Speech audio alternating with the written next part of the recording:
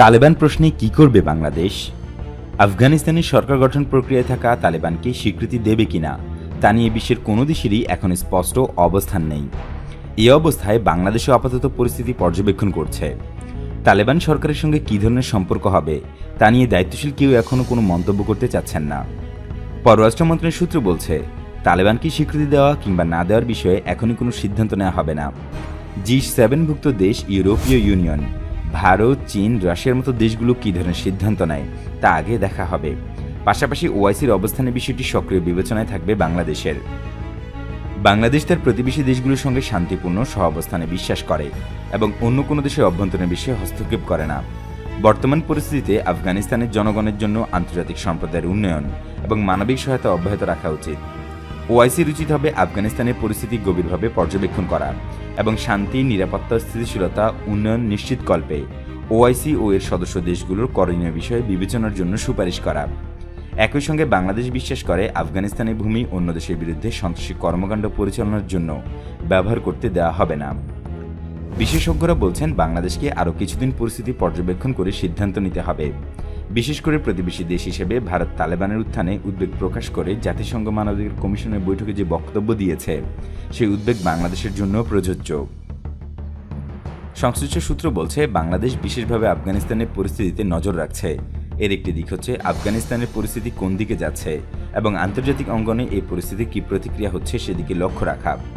অন্যটি হচ্ছে তালেবান উত্থানে বাংলাদেশের অভ্যন্তরে থাকা তালেবান সমর্থক গোষ্ঠীগুলোর অবস্থানের প্রতি নজর রাখা। অপর একটি সূত্র জানায়, যদি তালেবান সরকার আন্তর্জাতিক সম্প্রদায়ের স্বীকৃতি পায়, তাহলে বাংলাদেশ কাবুলের সঙ্গে কৌশলগত কূটনৈতিক সম্পর্ক স্থাপন করতে পারে। বাংলাদেশ আফগানিস্তানের আর্থসামাজিক উন্নয়নে ভূমিকা রাখতে পারে এবং বাণিজ্যিক ক্ষেত্রে সম্পর্ক বিস্তৃত করতে পারে। আন্তর্জাতিক সম্প্রদায়ের স্বীকৃতি না পেলে বাংলাদেশ পরিস্থিতি বিবেচনায় কাবুলের সঙ্গে সম্পর্কের ধরন নির্ধারণ করতে পারে। এই মুহূর্তে ওআইসির পক্ষে আফগানিস্তানে তালেবানের সমর্থনের প্রশ্নে একটা সর্বসম্মত সিদ্ধান্ত গ্রহণের ক্ষেত্রে জটিলতা রয়েছে। যদিও সর্বশেষ জরুরি বৈঠক থেকে ওআইসি আফগানিস্তানের ভবিষ্যৎ নেতাদের প্রতি শান্তি বজায় রাখা এবং আফগানিস্তান যেন আন্তর্জাতিক সন্ত্রাসবাদের কেন্দ্র না হয়ে উঠতে পারে সেই বিষয়টি নিশ্চিত করার আহ্বান জানিয়েছে।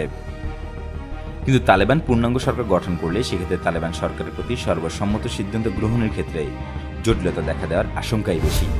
কারণ ওআইসিভুক্ত দেশগুলো কোনোটি যুক্তরাষ্ট্রসহ পশ্চিমা বিশ্বের সমর্থক, কোনোটি চীন রাশিয়ার সঙ্গে সুসম্পর্ক রাখছে। আবার ওআইসিভুক্ত একাধিক দেশ আছে যাদের সিদ্ধান্ত গ্রহণের ক্ষেত্রে ভারতের অবস্থানও গুরুত্বপূর্ণ। অতএব আন্তর্জাতিক সম্প্রদায়ে আফগানিস্তানে তালেবান সরকার প্রশ্নে একটি সাধারণ সিদ্ধান্ত নিতে না পারলেও ওআইসির পক্ষে সর্বসম্মত সিদ্ধান্ত নেওয়া কঠিন হবে। চট করে বাংলাদেশের কোনো সিদ্ধান্ত নেওয়া ঠিক হবে না। আগে দেখতে হবে বাংলাদেশের জন্য আর্থিক ও বাণিজ্যিক সম্পর্কের ক্ষেত্রে গুরুত্বপূর্ণ প্রভাবশালী রাষ্ট্রগুলো কী ধরনের ভূমিকা নেয়।